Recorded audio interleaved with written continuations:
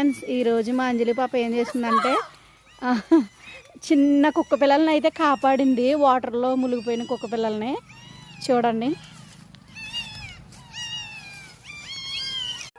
చూసారు కదా కుక్క పిల్లల్ని ఎలా తీస్తుందో.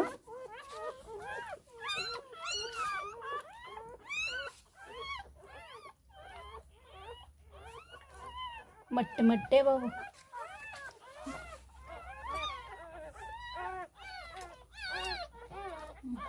చాలా బాగున్నాయి, కడిగితే బాగుంటుంది.